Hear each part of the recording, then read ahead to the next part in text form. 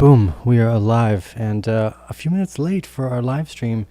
We've decided we'd just kind of do a random live evening to chat tonight. The reason why, you might be able to guess, is the market's been pretty exciting. Now, wanted to wait before you get too excited, and one confirmation is usually enough. Now I'm going to go over why I was excited.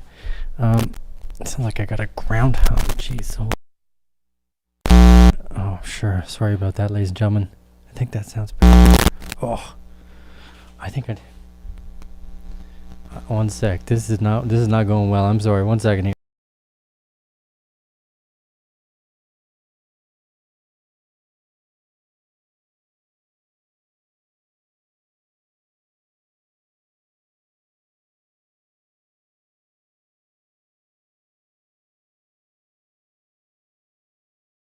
Okay, you can let me know if you guys are getting that breakthrough. I think it actually went just me. Yeah, super strange. It sounds like there's a ground break, which is unusual.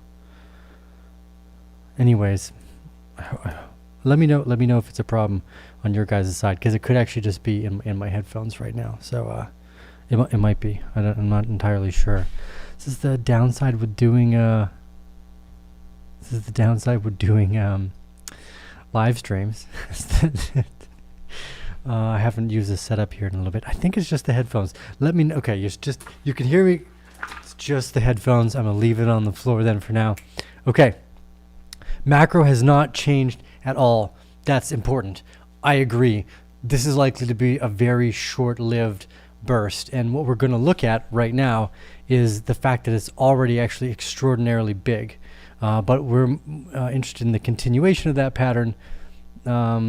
So here we have ape. Okay, so again, just continuing down our thesis.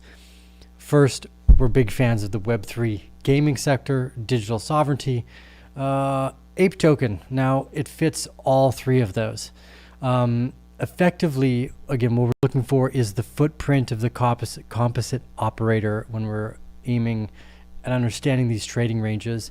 So we've actually seen our first automatic rally in ape token, as far as I can tell. So we had a long secondary test followed by another secondary test, what appeared to be a low volume spring, and we've broken above the previous trend line back here with ape, and started to move upwards quite strongly, actually.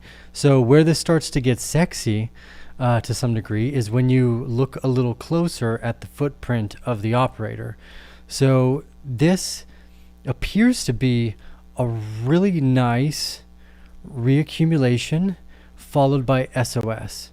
So I don't normally get too excited, but when the pandemic started, one of the things, first off, there's a lot of fear around FTX. That was great. Oh, everyone, crypto's done. Even Jim Cramer's like, sell all your crypto, boys. It's go home time. Anyways, the point of this, we had the Cramer bottom come in, and now we're seeing primary SOSs on reaccumulation patterns. And that's what's nice, is that they're a little easier to identify, mostly because they're shorter in duration. In the traditional stock market, they usually take around 2 to 4 weeks. Here, crypto world is 24/7. Let's say it happens in around 7 days, and this is approximately what we're seeing, somewhere between 9 and to 14 here. So around 1 week, and we've moved through what appear to be reaccumulation channels. Now, it's not just ape. So we take a look at Gala Games, and if we look out at the larger macro structure, again, which is where the macro story hasn't changed overall. No, in fact, it stayed exactly the same. We're down quite a bit, and even with this massive down, we've currently gone up around 200% in Gala Games in the last like 2 or 3 days. So there was something that took a long time leading up to that, which is approximately May of 2022 to today. There's been not a single hint of a reaccumulation channel at all. Only a larger macro potential for the breakout into a larger trading range. So I suspect what we'll see is a run to the top of the box, maybe to what is this, 200, 300%. You could see it could get wild. Don't ever overestimate or underestimate the bull's madness when everybody starts to see green again either. It's is equally blinding. So I don't think that will last, though. I think this will be very similar to when Bitcoin went to $13,000 after dropping down to $3,000 from that $6,000 holding place it had taken. It went from $6,000. We thought we had a floor. All of a sudden, it fell. It hit really hard within the ecosystem, and then before you knew it, it was up 100% and back above that median range again. So I don't want to make estimates about how high Bitcoin could go. Ultimately, what's interesting again here is with Gala is when you look at the closer time frame. Now, I don't normally like looking too close at the time frames, just like trying to judge the planet's temperature by looking at like a yearly chart. It's stupid. You don't want to look at the minute chart of anything. You want to look at the larger time frames. This is kind of one of the smaller time frames that I would like to look at. It's the 45-minute. And what appears here right now, any of you that have been doing your homework over the last however long, hopefully you understand what I'm talking about when we're looking at Wyckoff trading ranges by this point. If you're in the private group, you'll have read most of the documentation around that. And this is the first reaccumulation trading range we have seen since, again, back on the macro picture,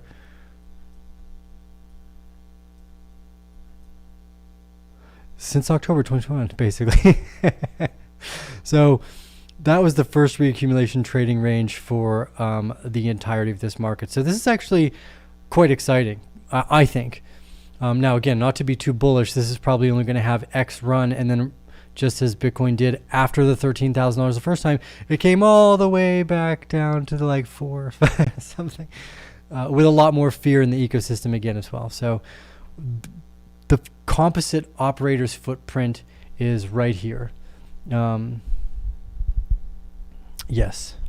Is it background noise? Okay. I think that there's a ground break in the microphone cable, which is highly possible. Anyways, so I'll replace it, but just not right now because that would take too long. So we'll just function like this. But again, it's this kind of 45-minute time frame, this footprint of the composite operator that's very interesting to me. And if you look, it's everywhere in the ecosystem, right? So across the board, you are seeing green, right? Let's even use CoinGecko for this because they've got a lot of fun data that we can access really quickly. And also shout out to CoinGecko because they're great. Let's see. Where's a 9.4% change in the past 24 hours for the entire market? Okay, this is composite operator's footprint. It is in most assets over the last 24 to 48 hour period. Basically, we've seen 10 to 20% growth across the board. Some much higher, 64% for Solana. This is the composite operator footprint. It is an enormous amount of capital, basically. And that's a good sign. So a lot of the times with the bull trap, what's difficult is that the bull trap is going to suck in even the bulls, not just the bears. So the bears are the first to move. Like the bears are usually the first to be like, yes, whoo! We see this is fertile ground for a potential up market. Now it's not an up market for an extended period of time. It's not the bull market like, hey, we're at a 100x growth period. But this is a market move to the upside, and then we'll see, again, significant downward pressure. Could push even into new lows, which would be the kind of the macro spring of this whole like next few year period, I guess. So here we are from Bitcoin up to 21,000 today. Great. But again, 5 to 7 across the board. So this means the composite operator's footprint is here. It's not single individual, it's large scale momentum. We see big news around things like Avalanche. So I think, yeah, I'm very excited about this particular trading range here. This is Gala Games.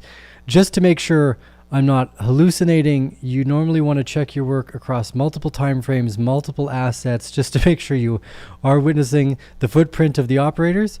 And boom, look at this. It appears to be another really beautiful reaccumulation range, but on the macro scale a breakout of that downward resistance in the trend line that we had been going under for so long, and a break above.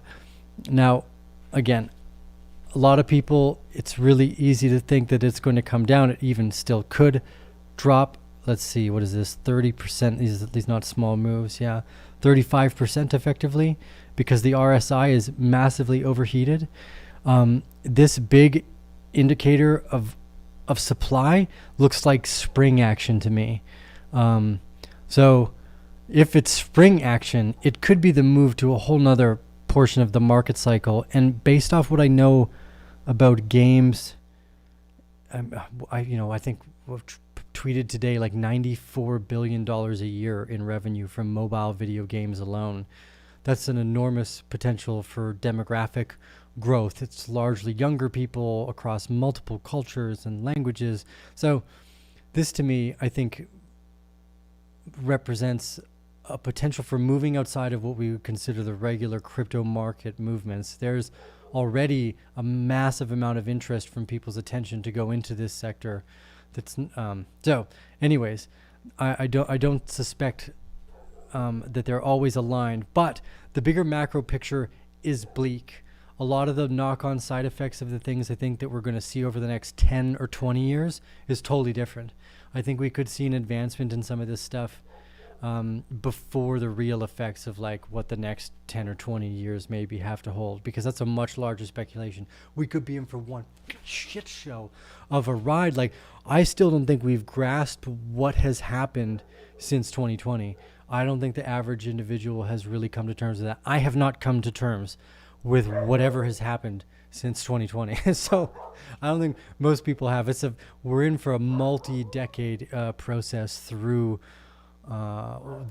these narratives now. Yeah, that's what I'll call it. Anyways, so because of that, Avalanche here, after following this multiple touch point for the downward trend line, we've broken above, and we appear to have broken above what looks like a falling wedge. So these we've seen in the past related to trading ranges as well. And we've seen them in the spring, not the springtime itself, but spring on the trading range. So for Avalanche, as an example, if this were the bottom of the trading range and this were the top, the green line here, that's approximately 191% to the top. Now, it's already moved a good chunk of that, but we're looking for confirmations. And the confirmation, again, where do we find it? Just as we started off here, within the footprint of this 45-minute chart, what appears to be a beautiful reaccumulation channel and a break above in the SOS box right there. And that's the first time I've seen that in about a year, since 2021 effectively. So that's awesome. I don't think it's changed anything in the macro. I think it's going to be a very short-term bull market. But again, even if it's a bull trap, it usually means it will draw in even the bulls. So until the bulls are like, okay, it's a bull market again, maybe even Bitcoin goes as high as like 35 to 45 grand. Like, that could happen. All the confirmations haven't set place yet, but the fact that we're finding this on multiple assets is the toe of the composite operator.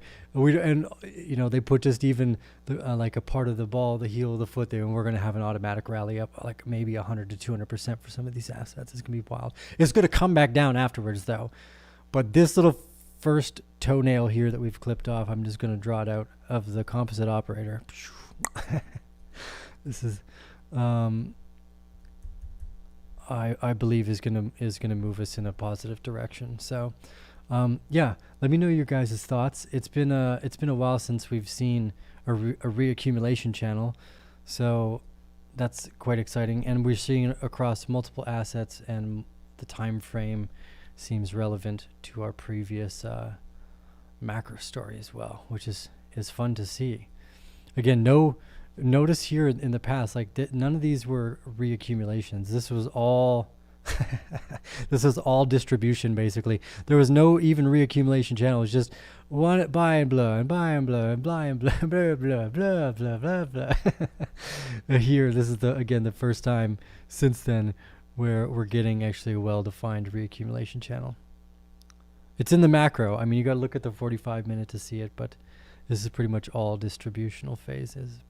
This is the first really strong move we've seen. I know it's hard to tell, like if you look in here, but here you can see as well. These are such small pieces. So, anyways, keep it in mind. The temporary bull, and probably enough potential to trick a lot of people again. Like 120% in Avalanche is nothing to shake a stick at in a bear market. Oh, and minus again what we're at today. I'm just measuring from the approximate here. Let's measure from here. Rough estimates. Okay, 80%. Yeah, 80%. 80% is enough to trick people into a bull market again.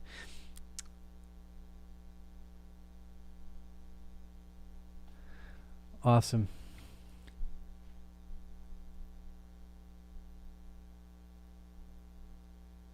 Can we look at Axie? Okay, yeah.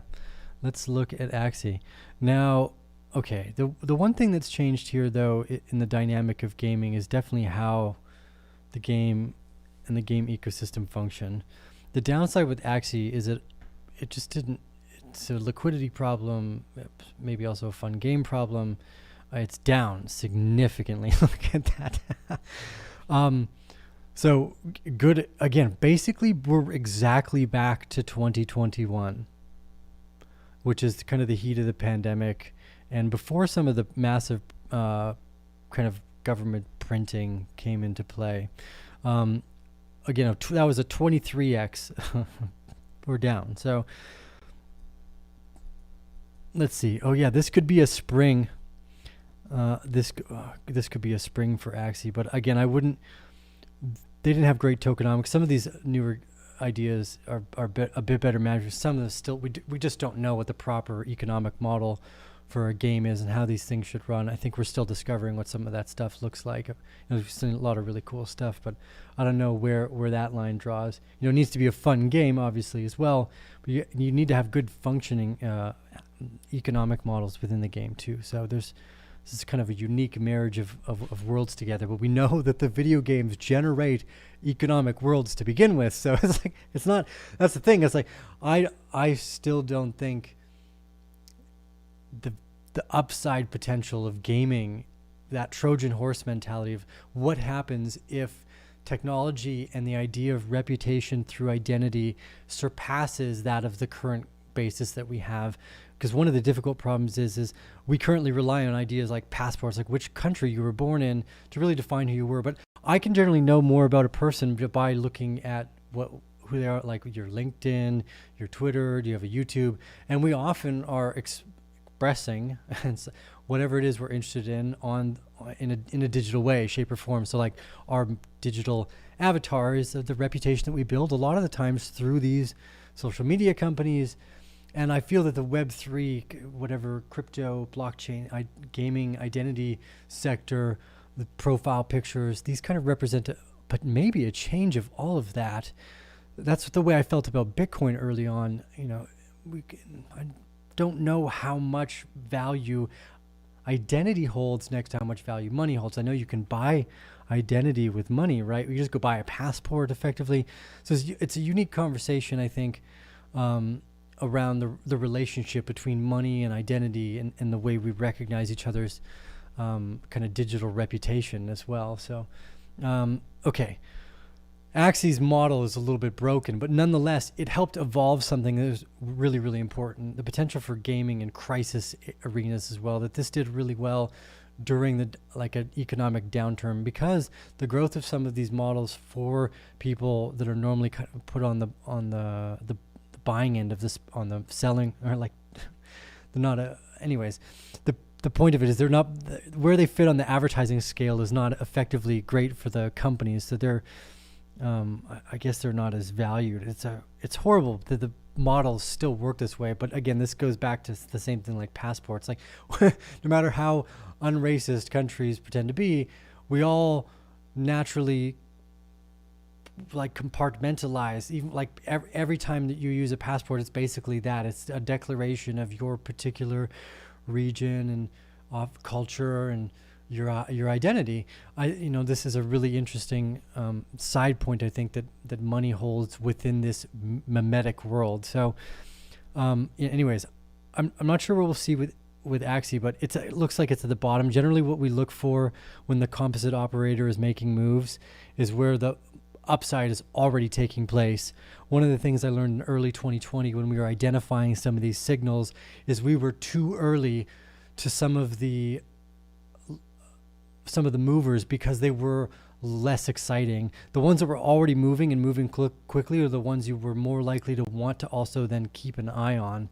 So although it's good to chart these as they go back and to see where you are, this looks like it could be a healthy, like low volume spring here as well, especially from the comparative volumes signature. But ultimately, just the fact that it doesn't have some of the growth that we've seen right now makes me want to generally ignore it. So even with fetch, something, if you look back and it's, again, we're basically back to 2020. Same thing with fetch. We were back at 2020. We were in a trading range. And here's the unique thing. Again, I was a little bit on vacation, so I didn't see this happen. But you look at it. Here's an accumulation range. Boom. Spring. First SOS. Backup phase. And then a complete extension of the move to the top of the box, basically 184%. So, and even from the bottom of the spring, let's say you got in and you accumulated there too, 345%. So there's significant growth in the market, and we're seeing again composite operator footprints here. I wasn't looking at the last parts of December. We were on family vacation, but this is clearly, especially, let's go to the 45 minute. We'll get to see the clear. There it is, boom, and look how well defined this is too. Your automatic, your primary support, your buying climax, your automatic rally, your secondary test. You get run below the creek, you jump across the creek, test the creek, and then boom, little SOS and backup phases all the way out the back of here. Almost you can see this like widening megaphone out of fetch.ai too. It's beautiful, right? And then boom, SOS backup phase, SOS backup phase. So I think that we're gonna see further extensions like this in a few of these assets. And fetch moved quickly out of that. Now, doesn't always mean it's a great player. Look, fetch is already retraced back to the bottom of where we were in November. But again, I think that's important to remember is that in the beginning of November 2021, they spent like an enormous amount of money in all of the markets around the world. And this is one of the things I've said I thought was interesting is most of these markets are not as leveraged off debt. Now, we've probably removed most of the debt in our ecosystem, but the amount of debt that's in the traditional market is way higher probably than it is in here, like housing markets and cars. Whoa, there's way more debt in that stuff than there is in the crypto market. Crypto market was like flagrant spending. It was people see homes as assets. There's a lot more debt in things that are then perceived as assets. People are much less likely to view these as assets in the more traditional markets. So because of that, we're basically back to the mean, which is in itself interesting. But don't underestimate, again, what happens here after this backup range is confirmed. Boom, boom, boom, boom, all the way to the top of the box. So I think here, this is not the full picture for Magic or Treasure DAO. Oh, and shout out to these guys too. They've been building a great game, multiple games. I really like these ecosystem builds. Same with Gala. Ape has just got iconic branding. I mean, they did so well with connecting with the crypto people. So that's good. What is this? Oh, it's because it's on Binance. So we are going to let's add for more data.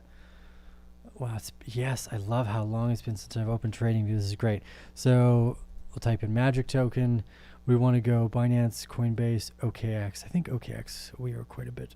It gives us almost the full data. And that should show, we're still in that. And actually, just for fun, while we're here, let's look at Seller. Just because that was right alongside fetch. Yeah, not as convincing.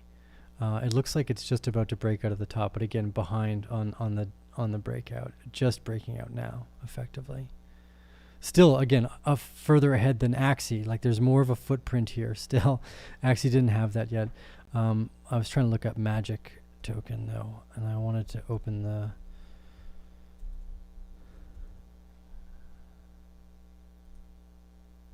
There we go. Should have the rest of the data here. Yeah. Okay. So already back. Oh. Okay. Selling climax. First automatic rally. Just right. Boom. Boom. Boom. We could. Yeah. Well, might not be the. Might not be the only one that jumps out of the box a little bit too. We got to remember, games, ladies and gentlemen, does not.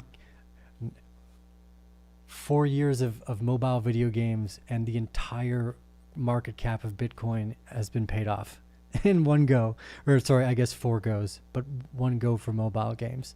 I think it does twice that for all. I think all games around the world, but mobile games are the largest generator of attention. Okay, so because of that, because of all these footprints, because of all these, I don't know what you'd call them other than, I think footprints is the best example because they vary so largely in what they look like out in the wild. We could be in for a nice continuation market. Again, it doesn't change the full macro picture. We're going to come back down. It's very likely. But don't fade the breakout here. Even with Ethereum, breakdown for this could easily go to $2,000, $2,200. All the way back to the top of the trading range. Why not? And actually, there was an interesting story we made as an argument in the bull or in the bear den bullpen. If you look at the trading range for Ethereum here, let's imagine that this was the bottom part of the trading range. This was the initial accumulation. We see a massive SOS and then a backup phase. We might be in the bottom of a backup phase of what was a much larger accumulation range. And this is the idea that we had set out way back with Bitcoin as well, is that in the early days, what we were looking at was actually the very bottom of a much larger trading range. And the trading range you're witnessing here is effectively the very, very bottom, right?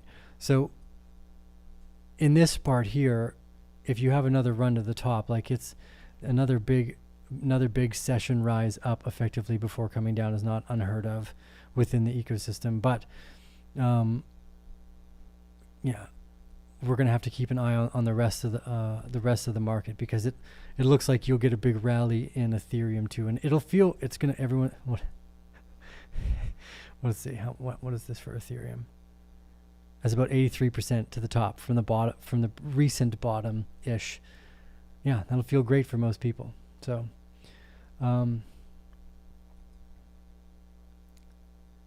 Dex Tools has a better chart for Magic, Johnny B says. Oh, thanks. Actually, I've used some other data before. I was really only looking for the finality of the down. Oh, yeah, you're right. It goes back a little bit further, doesn't it? Okay, let's see. Let's go here. I was really more interested in the recent selling climax, though, than the previous data. Where's all the choices of...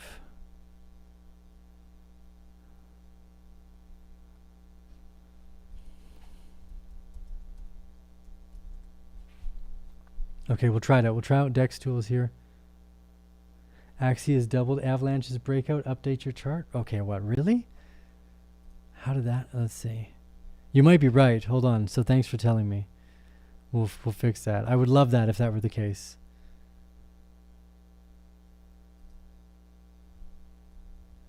What? Oh, this is an FTX one. Oh, thanks. Oh, wow. Look at that. There's another one. Jeez. Oh, I hadn't looked at some of these ones in a while. Yes. Okay. Thank you for that. I appreciate it. I realized you just helped me realize I hadn't updated this laptop yet. I appreciate that. That would have taken me a bit longer to figure out. Now I can do it quite quickly. Okay, so we'll add Axie back. I appreciate that. Thank you. Help save me some time and some thought. Let's see. Where's our longest term data? Axie Infinity on Bitstamp. How long has it been on Bitstamp? Wait, what did you say? Did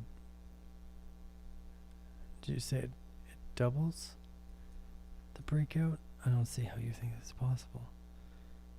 Axie, or what do you mean? Where does it? Axie is doubled avalanche breakout chart. I don't see the doubling of it. You're right, I didn't load it. Maybe SLP. What's Smooth Love Potion, right? That's their other one. That's on. We'll click on Binance here.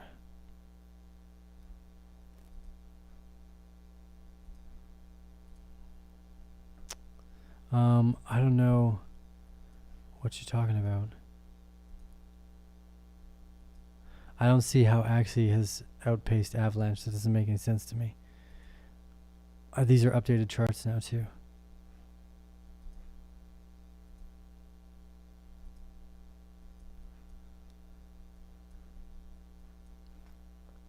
Whoa, the sporadic selling nature of this.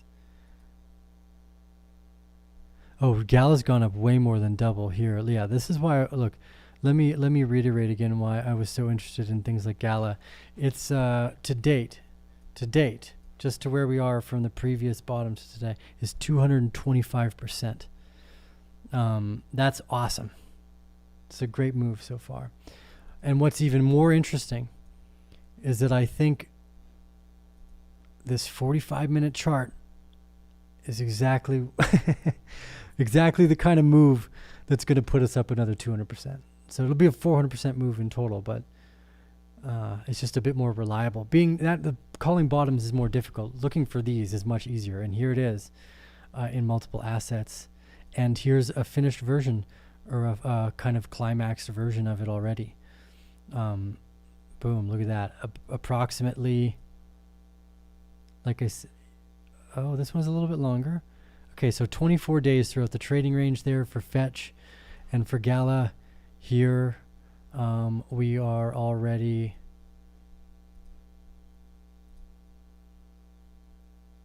four days to the trading range. Okay, so this would be the argument, I guess, on the longer proposition, would be that this would be your buying climax. You've got your automatic rally. You've got your secondary test. It comes down. We're going to draw below the creek. We're going to push up against it and then spring and then move up back above and move above the box. Now, that's that's probably a bit more sensible on the 4-hour time frame. That's probably the more sensible version. But in a bull market, and not a bull market like macro perspective, but when there's a composite footprint like this, this is usually the time frame that we're working on, because it happens so quickly that people get caught off guard that they end up buying into the market kind of abstract, like, oh my God, I'm going to miss it. I'm going to FOMO. Like, even I feel like, oh my God, I'm going to FOMO because Gal is up 200%. Well, what you would never want to buy when it's up 200%. But it gets to the point where like, okay, well, I got to buy now. Yeah, this first little bit though, as you can see, okay, from the macro perspective, again, this is what's quite nice about it. You have this multiple month drawdown here into a falling wedge. You have RSIs that are not particularly off kilter to be very bullish. Again, the RSI is super jacked right now. So most people are going to expect it to just basically fall to the floor as it has every time before. But again, this 45-minute footprint here on the composite operator right now, I think is signaling otherwise. And just like we saw with Fetch, and we basically just saw a bull market in the NFT sector too. Like I think a bunch of them are up over double their price. So it's not out of the ordinary. We'll get rid of the RSI here so this doesn't look so messy. But here with Fetch, around what was the backup date here? Yeah, so 24 days for Fetch for this reaccumulation, and then look at it afterwards. So even after it goes up 80%, Actually, it was even lower technically. I just don't have enough time frame in here. Let's go to the hour.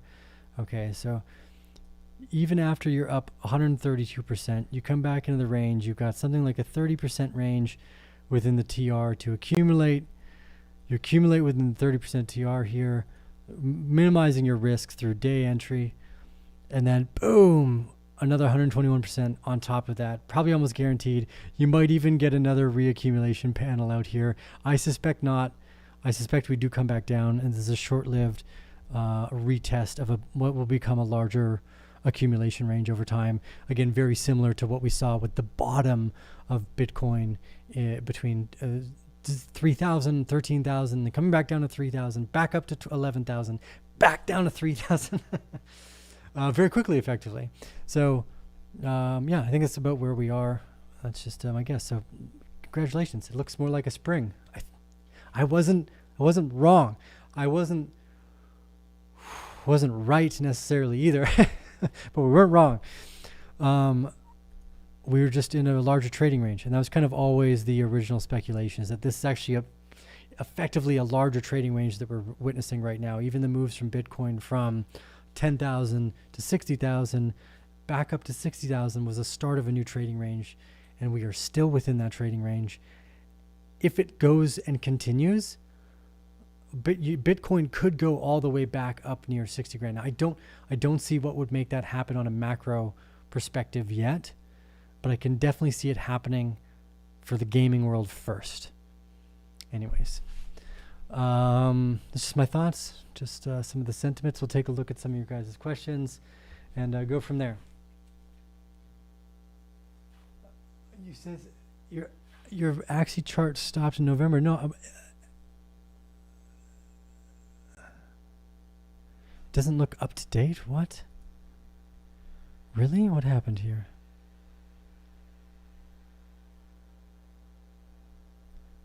Oh, you might be right. What is this? What's going on here?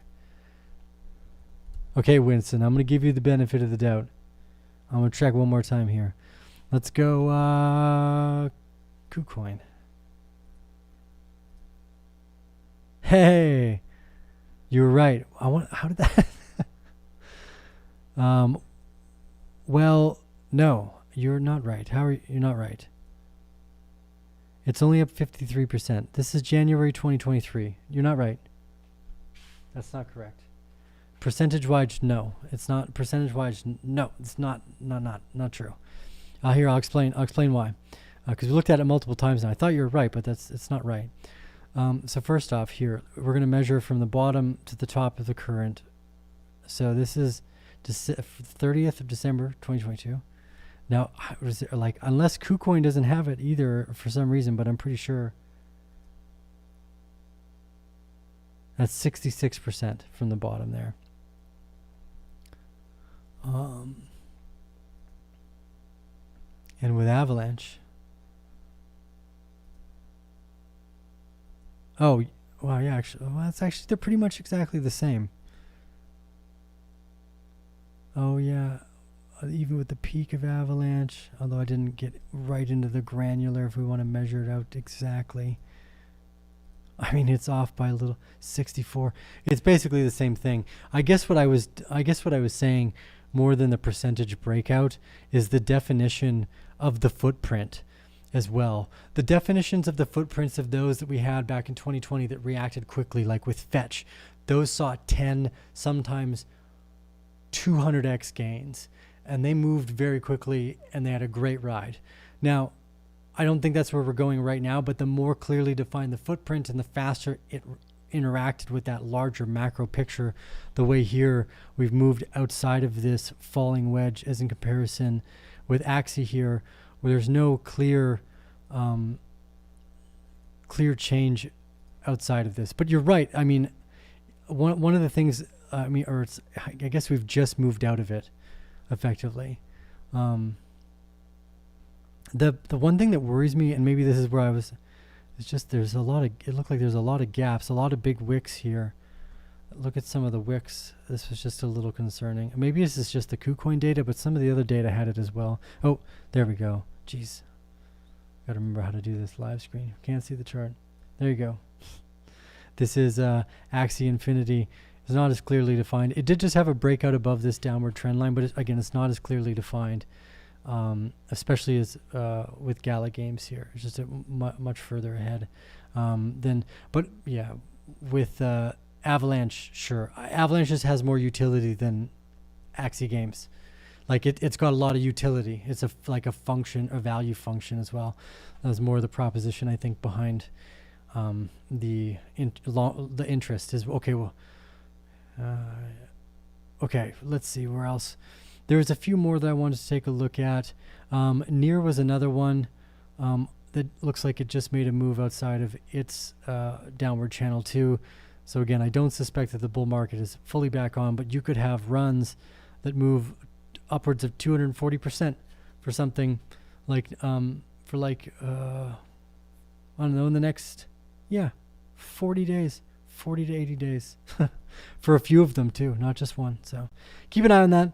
I think it'll be fun.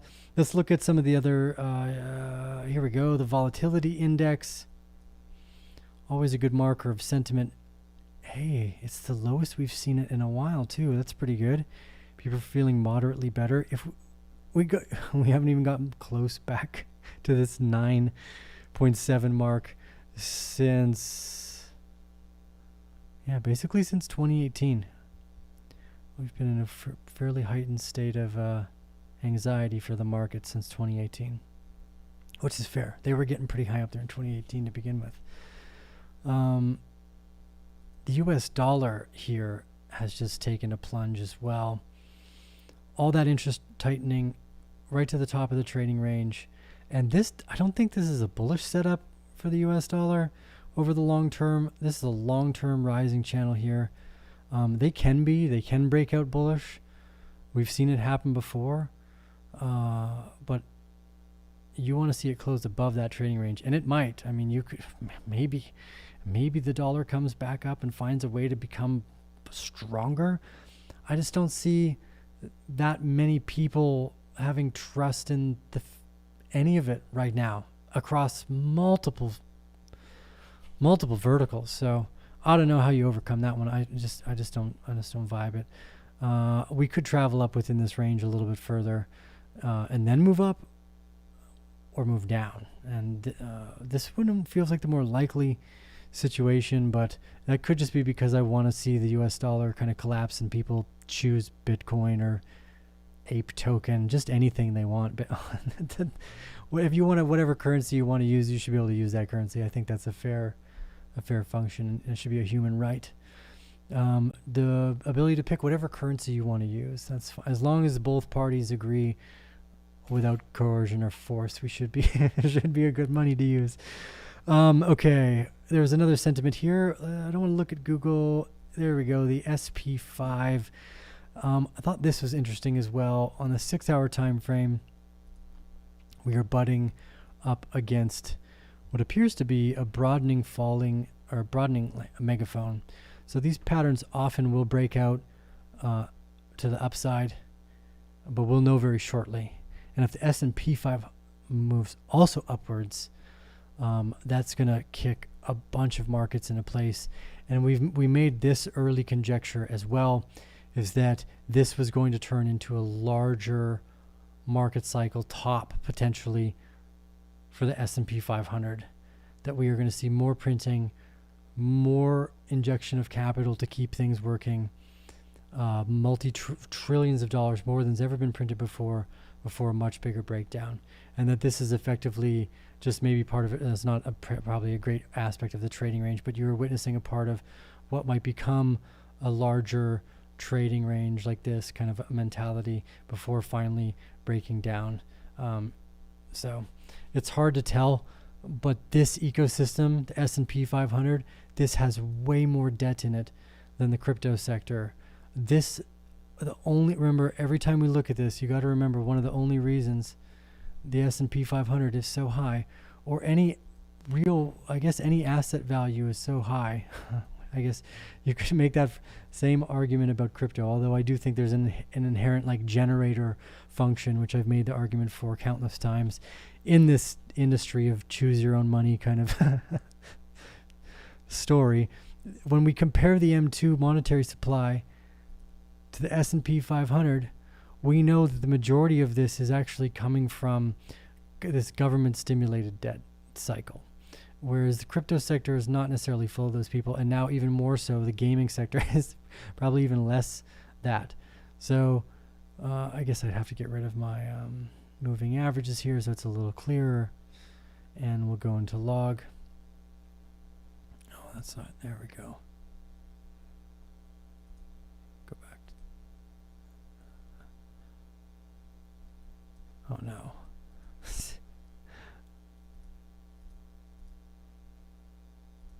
There we go.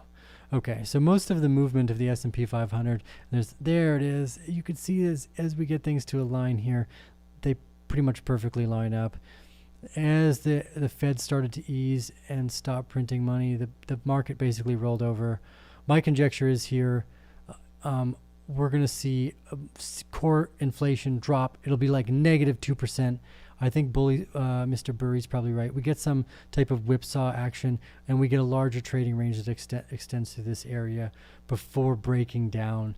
And this actually this is not the top necessarily here, but this is either that or it goes up. Actually, it could go up. There's an argument to say that we've been held so far back by corruption in science for whatever reason, for a multitude of things. So I don't think that it's not out of the cards to be in for a bull market in the human civilization if you were to get rid of all of that friction. In fact, I think it's highly likely.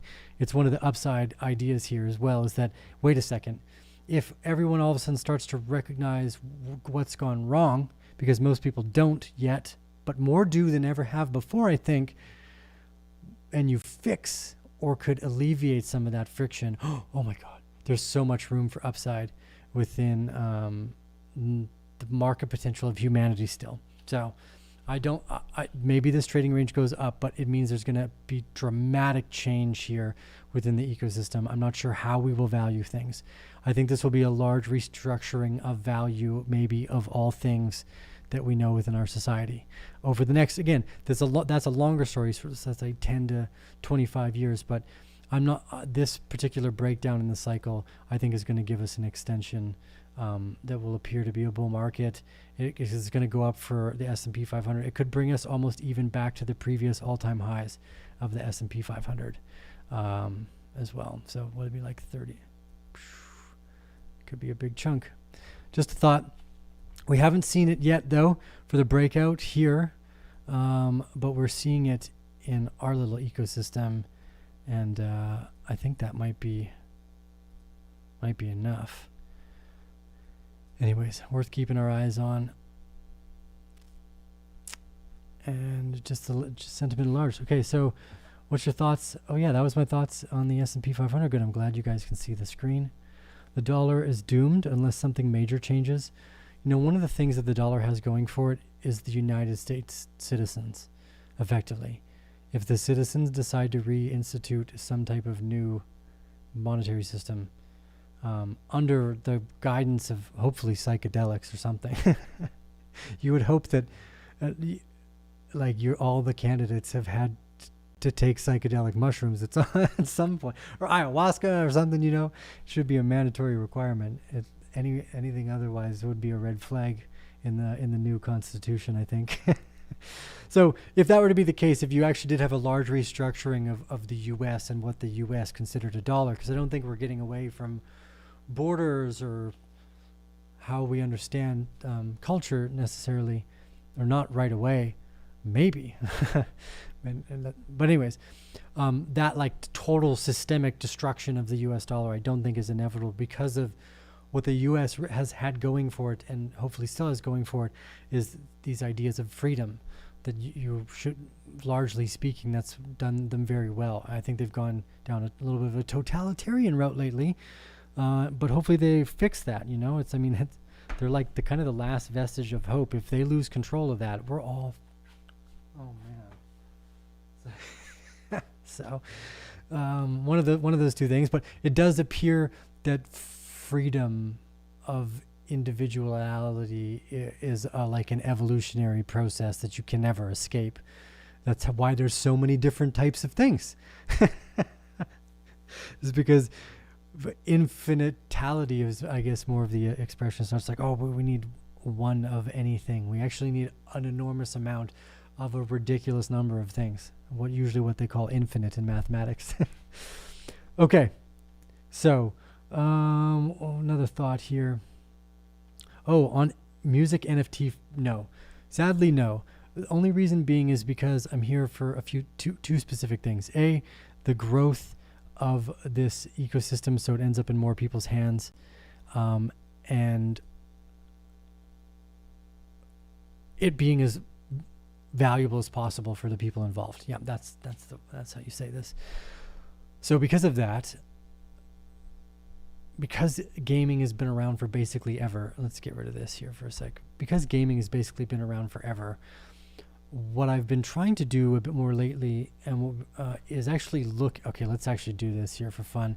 So I've been doing some research into, and actually shout out to Mr. Alex Kushner. He shared this with me. So these are the potatoes. So one of the things that I've written into the thesis is this idea behind identity, and meme culture of the internet is a huge part of the identity of the internet culture. It's one of its core pieces, basically.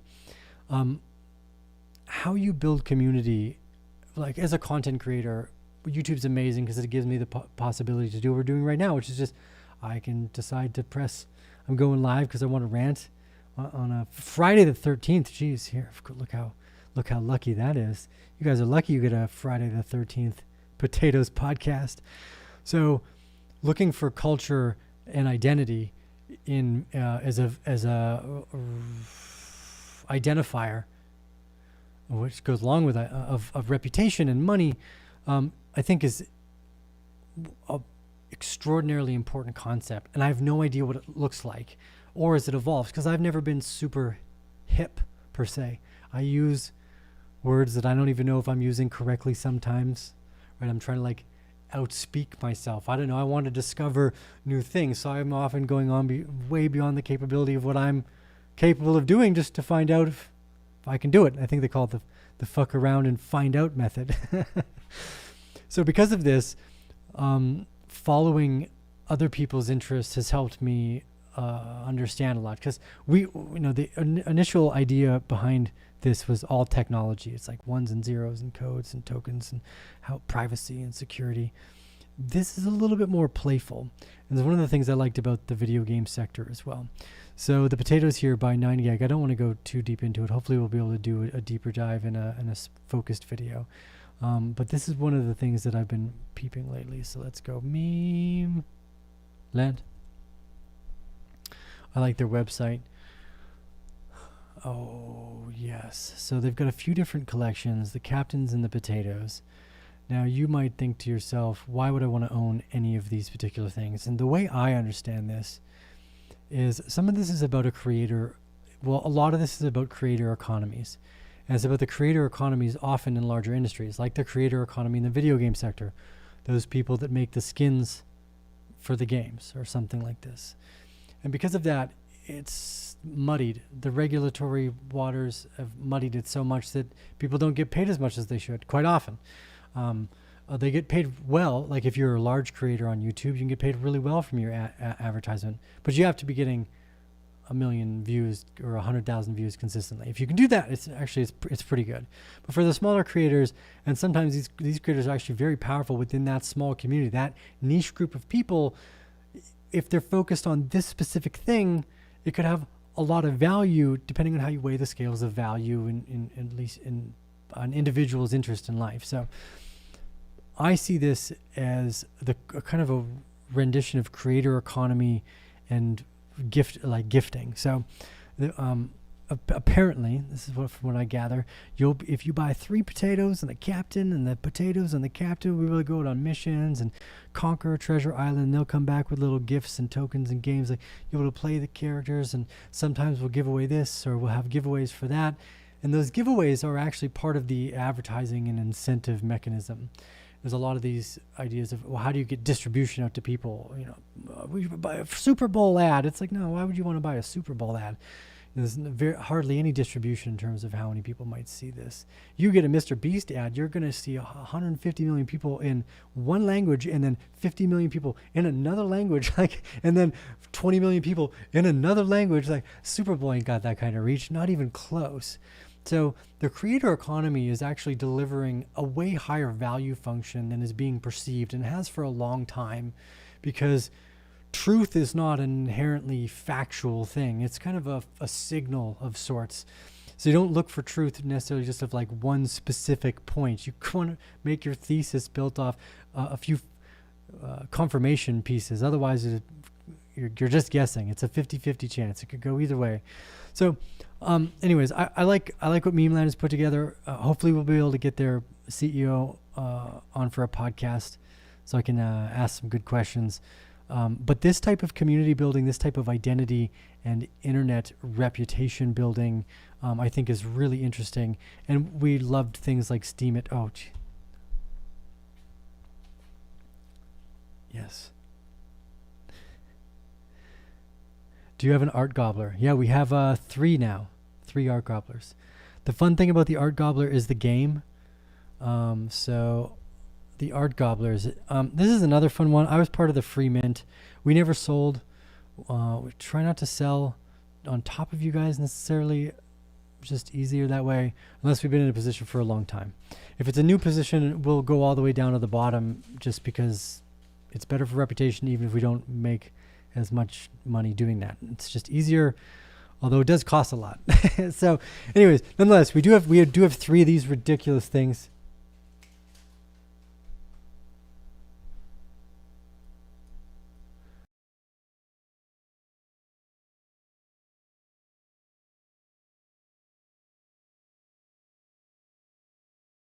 So there's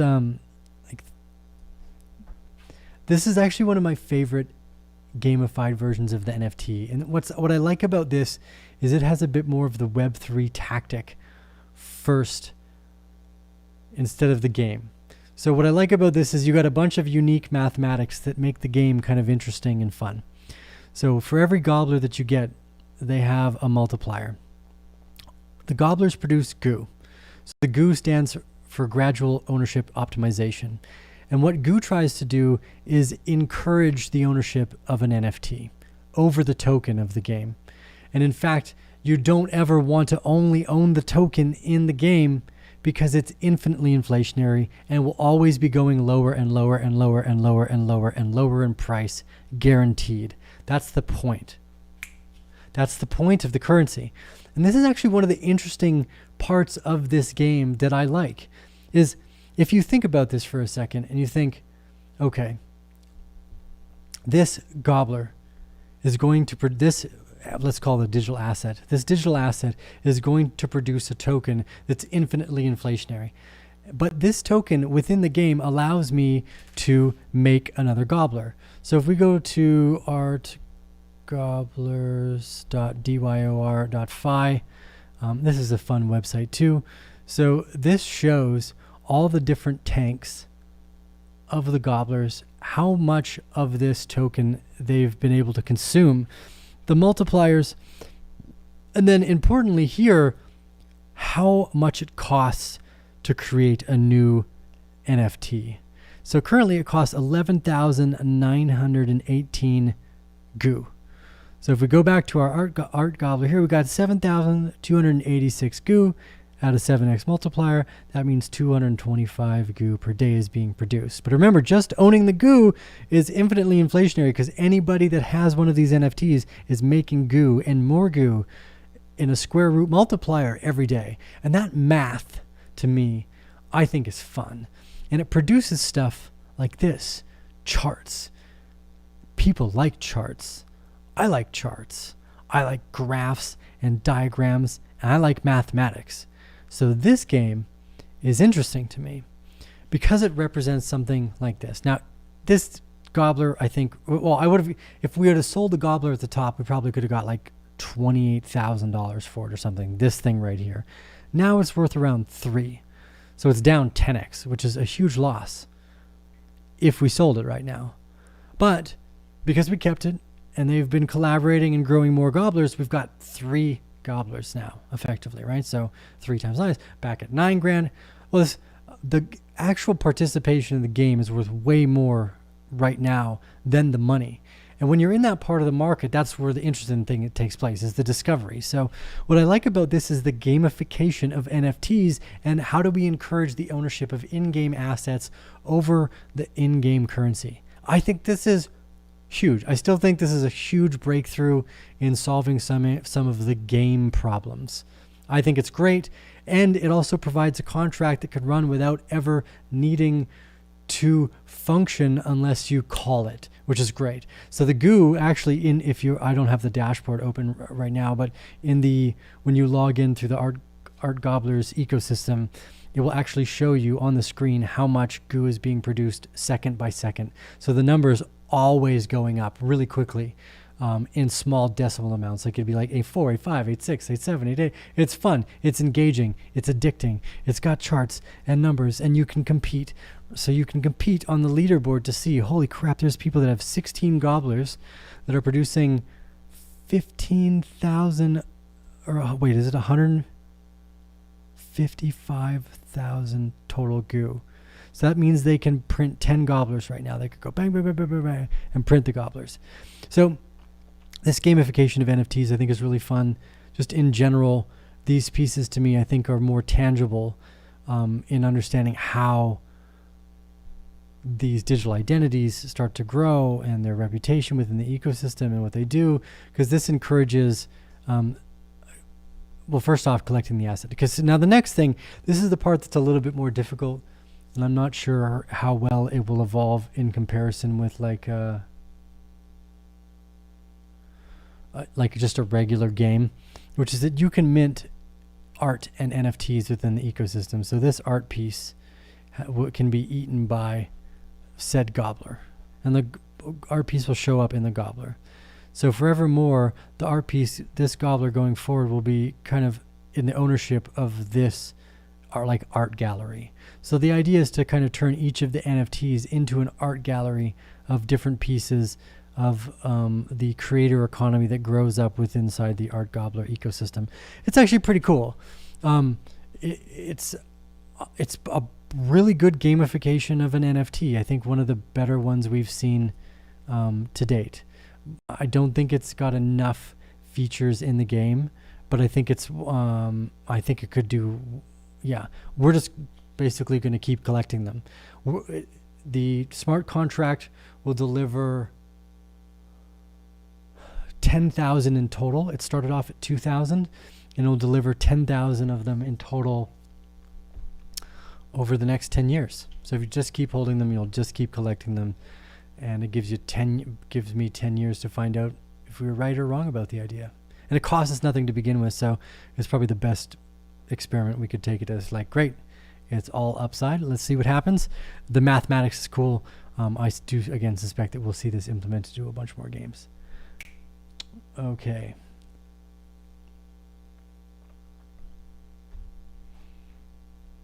Anyways, that's just my sentiment for this evening. Let's see here. Let's go back to Gala Games really quickly and take a look.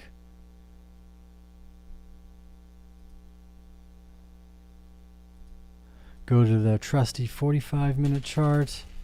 Pop it back on the screen here. Oh.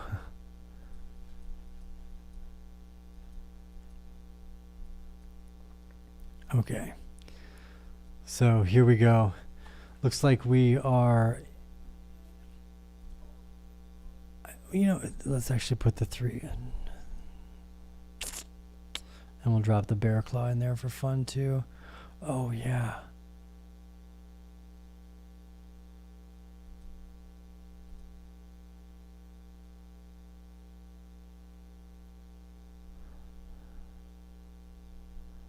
Yeah, look at that.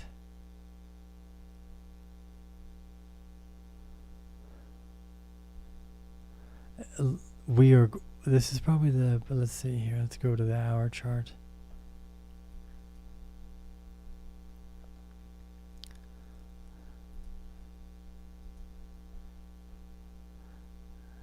What about the 6?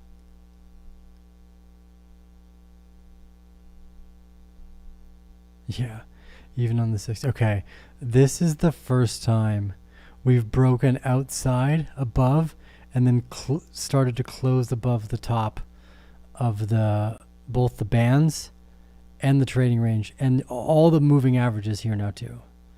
So we could see some of these. What the argument is, again, whether this is the buying climax and this is the first automatic rally and secondary test, or if it's already completed, because we know that in these movements, a lot of these will be very short time frame. They'll just go boom, boom, boom, boom. They'll keep pushing up until it's already at the top of the box, basically.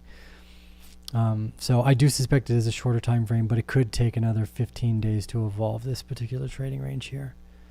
We'll know in the next 48 hours. If we touch here and turn around, that's probably it, and we're just gonna jet back up. I don't know how high we're gonna go for Bitcoin. I'm not gonna pay attention to it right now, because I actually didn't even. Bitcoin was kind of the slower one to move here. The composite player is definitely more interested in a bunch of other things. And again, remember, that's not just one person. That's kind of like the entire market interest moving at once.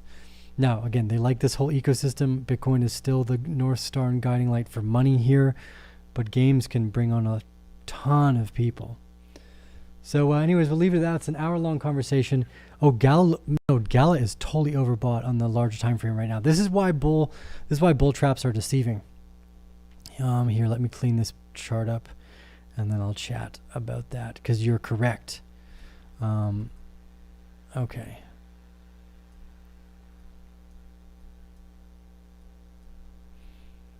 Okay.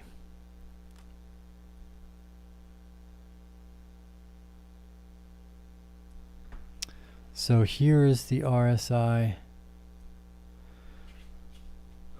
on the top and the price chart on the bottom, and I'm just going to clean some of this up so there's not so many drawings and the moving averages. And maybe we'll actually just even use the area chart for now so it's a little bit more visible. Okay, here we go. Okay, so the important part here is to remember two things. Right now, we are basically at the same oversold area as the entire crypto market was back at the peak of kind of November 2021. So this is like kind of peak bull market for Gala Games, and we've hit the same RSI. 100%. I'm not disagreeing. We're extraordinarily oversold. This is probably the worst time to buy, technically speaking. But this is why bull traps are interesting, because they need to trap bulls. They haven't trapped bulls yet. So it's likely, just like we saw with Fetch. Let's go back with Fetch here, and we'll pull back.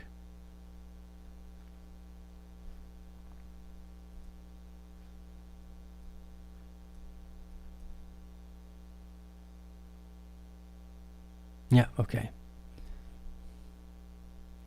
Yeah, okay. So here with Fetch, we effectively hit very similar peak out area to bull market. Okay, so here we were, bull market. We jumped up. We peaked up at about the first top part of the reaccumulation channel. Then the RSI on the daily came back, reset around 50. But look how much it didn't retrace a ton at all. So I'm not saying like we still got a little bit further to go, most likely. It's somewhere between 7 and 24 days on average. It's how like what a reaccumulation range will take. For Fetch here, it was 24, 28 days. In Gala Games right now, we are approximately 7 days into this. I'm not saying it's totally ready to go, but they move quickly. 24 days, 7 days, they move by very quickly. So because of that, look how many times it went bang, bang, bang, bang, bang, and the RSI shot up and down into the top part again. So with this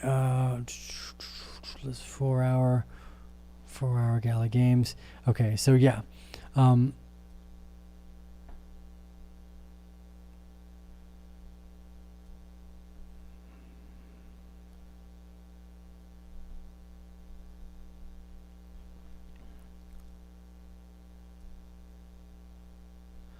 One sec here. Okay. So we could easily come back all the way down to the bottom of this trading range and continue this pattern. So here we go. It would be primary support, buying climax, automatic rally, secondary test, and then you get your test, your run below the creek, some type of dip down, a move across. And then through here, you would entirely reset the 6 hour basically.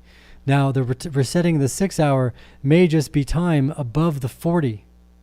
It may dip down to here. It could even come all the way down and reset to here, as we saw it did in fetch. It came, and in the 6 hour, no, it didn't reset totally. In the 6 hour here, it only went below 40 basically. You had a short time below 40 that equaled the bottom of that trading range. So here, I guess if you wanted to do something equivalent, you'd wait for just below 40 on the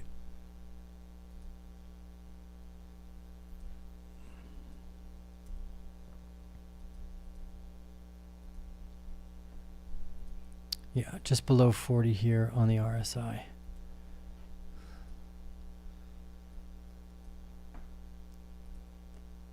And let's put the candles back in. There we go. Much better. Yeah, so what we'll do is we'll set a target there, add alert.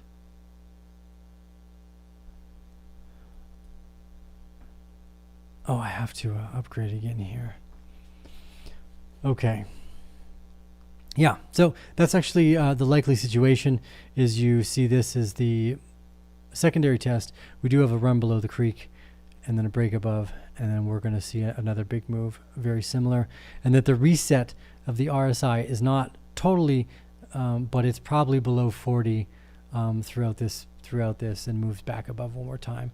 And then again, it's equivalent, like the peak out selling, even on the daily that we're seeing right now, the RSI is basically going to be as high as the previous bull market because it's going to run us up another 100 or 200%, I suspect.